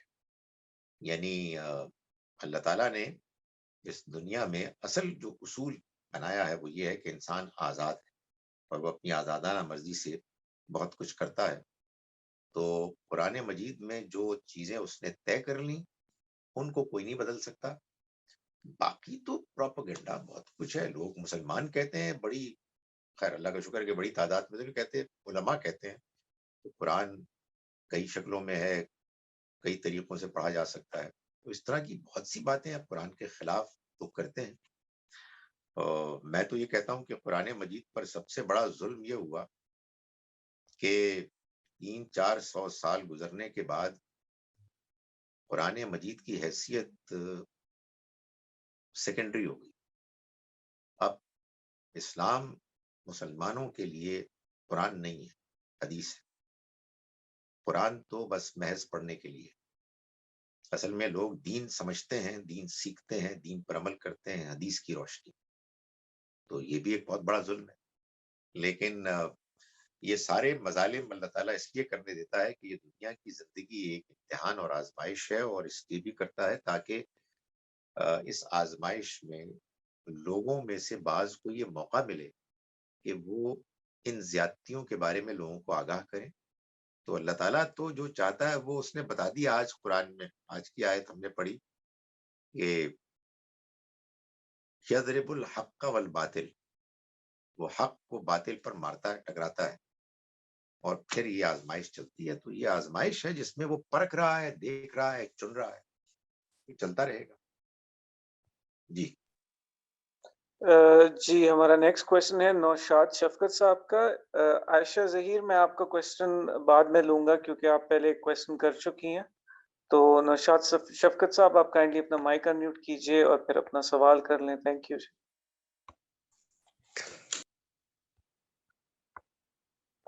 آپ اپنا مائک دوبارہ انمیوٹ کیجئے نوشاد صاحب. Thank you. Assalamu alaikum, Dr. Sab. Dr. Sab, picking up on this very question. I apologize. آپ کا مائک دوبارہ مجھ سے میوٹ ہو گیا. آپ کائنڈلی اس کو انمیوٹ کر کے کویشچن کر لیں. I apologize نوشاد صاحب. Assalamu alaikum. Can you hear me now, Dr. Sab? جی جی جی اچھا ڈاکٹر صاحب, picking up on this last question کہ یہ جو زیادہ ہم لوگوں کی مسجدوں میں زور دیا جاتا ہے حدیثوں پہ, اور عام طور سے یہ جمعے کے خطبے وغیرہ میں بھی حدیثیں زیادہ بیان کی جاتی ہیں, بہت کم قرآن کی تفسیر دی جاتی ہے. اس کو ڈاکٹر صاحب حل کرنے کے لیے کیا کرنا چاہیے یا کیا ہونا چاہیے؟ کیونکہ یہ میری نظر میں آپ لوگوں کو فالو کرتا رہتا ہوں, قرآن جو ہے وہ تو کریٹر نے دیا ہے, اس کے آگے تو کوئی انسان حیثیت کچھ رکھتا ہی نہیں. اس کے باوجود حدیثیں, اور حدیثیں بھی دیکھیں نا ڈاکٹر صاحب کانٹرڈکشن اس میں ہیں کیونکہ وہ ہیومن ٹرانسمیشن سے ہمارے پاس پہنچی ہیں. جیسے وہ ہے کہ کسی جگہ لکھا ہوا ہے کہ جی وہ جب آپ رکوع سے اٹھتے ہیں اور حمدن کثیرن طیبن مبارکن فی پڑھتے ہیں, بخاری میں ہے کہ 30 فرشتے لپکے, مسلم میں ہے 10 فرشتے لپکے. یہ ایسی چیزیں ظاہر ہوتی ہیں کہ حدیث جو ہے وہ اتنی اوتھینٹک ہو نہیں سکتی جو ہمارے بنانے والے کی کتاب ہے. اس کو کس طرح سے ایڈریس کیا جائے ڈاکٹر صاحب؟ ویری سیریس ایشو ہے یہ. Thank you. میرے نزدیک سب سے سیریس ایشو ہے. یعنی اگر آپ اسلام کے بارے میں لوگوں کو آگاہ کریں, غیر مسلموں کو یا مسلمانوں, تو جب آپ صحیح اسلام کو آگاہ کریں گے, میرا خیال ہے سب سے پہلا سوال یہ, سب سے پہلا ایشو, چیلنج, آبسٹیکل یہ ہے. مگر ہم کیا کریں گے, ہمیں کیا کرنا چاہیے, کریں گے تو اللہ تعالیٰ جو توفیق دے. وہی بات کہ جو ابھی ہم نے پڑھی کہ وَيَدْرَؤُونَ بِالْحَسَنَةِ السَّيِّئَةِ, اچھے انداز میں ہم بات بیان کریں گے, قرآن کو بیان کریں گے اور یہ حقیقت سمجھانے کی کوشش کریں گے. میں تو سمجھتا ہوں کہ آئی ڈونٹ نو سب سے بڑی بات جو کہی جا سکتی ہے لوگوں کو، جس کا کوئی جواب نہیں ہے سوائے اس کے کہ ہر ایک چیز کا اللہ نے انسان کو عقل دیا. میں نے دیکھا ہے ہر سوال، ہر برائی، ہر الزام کا لوگوں کے پاس جواب ہوتا ہے، لیکن ظاہر وہ جواب ایک بالکل فضول جواب ہوتا ہے. یہ بات بالکل طے شدہ ہے کہ نبی صلی اللہ علیہ وسلم کے زمانے میں کوئی ایک صحابی بھی ایسے نہیں تھے جن کو بخاری مسلم کی ساری حدیثیں معلوم. ان کے بعد والی جنریشن میں ایک اقل القلیل تعداد میں مسلمان تھے جن کو کہ بہت زیادہ حدیثیں آتی تھیں. کسی کو کچھ معلوم تھا، کسی کو کچھ معلوم تھا. نیکسٹ جنریشن 4 جنریشن میں یہ کچھ رہا. اس کا جواب ایک بڑی عجیب بات ہے اس معاملے میں نوشاد صاحب کے، اور یہ آئی ڈونٹ نو آپ کہہ رہے ہیں نا ہمیں کیا کرنا ہے. ہمیں لوگوں کو یہ بھی سمجھانا ہے کہ دلیل کیا ہوتی ہے، عقلی بات کیا ہوتی ہے. میں نے دیکھا ہے and literally it happens everywhere کہ معلوم ہوتا ہے ہم جیسے لوگ شاید بہت بڑی تعداد میں بیوقوف لوگ ہیں. آپ جس کو چاہتے ہیں وہ کتنا ہی غلط کام کیوں نہ کر رہا ہو وہ جواب دے دے. The answer doesn't need to be logical, it doesn't need to be wise, it has to be an answer. تو وہ جواب دیتے ہیں. مثال کے طور پر یہ کہ حدیث پہلے دن سے موجود تھی، لکھی ہوئی موجود تھی، تو لوگ کہتے ہیں یار واقعی یہ تو بڑی عجیب بات ہے. ارے بھائی the question is کہ یہ قرآن کو محفوظ کیوں کیا گیا؟ مان لیا حدیث لکھی ہوئی موجود تھی، کیا سب کے پاس موجود تھی؟ اللہ کا دین، اس کو اللہ نے ذمہ لیا، نبی صلی اللہ علیہ وسلم کے ذمے لگایا کہ سب کو پہنچ جائے. سب سے مراد سب سے پہلے جو موجود لوگ تھے ان سب کو مل جائے. ان سب کو ملا قرآن، ان سب کو ملی سنت متواترہ. آپ ہی میں سے شاید کسی نے کہا تھا کہ میں سنت نہ بولا کروں، سنت متواترہ بولا کروں. یعنی وہ سنت کے جو تمام مسلمانوں کو عملاً مل گئی. اس کے علاوہ ظاہر نبی صلی اللہ علیہ وسلم کی زندگی ہے، آپ کے ارشادات ہیں، وہ لوگوں نے جمع کیے. مجھے اس سے کوئی پرابلم نہیں، اگرچہ کہ میں اس بات پر بڑی قابل غور بات سمجھنے لگا ہوں کہ شاید لوگوں کو جمع نہیں کرنا چاہیے تھا، اس سے بہت نقصان ہوا ہے. تو لوگ بہت بے وقوف ہوتے ہیں. وہ کہتے ہیں کہ کتنی محنت کی. آپ دیکھیں ان فلان یہ صحیح حدیث ہے. سو یہ جو طلسم ہے، یہ جو روب ہے، اس کو ہمیں توڑنا ہے شور مچا کے نہیں، بس دلائل دے کے، بات کو سمجھا کے. آئی ایم شور کہ سچائی میں بڑی جان ہوتی ہے، بس ہمیں پولائٹلی اس کو بار بار بیان کرنا.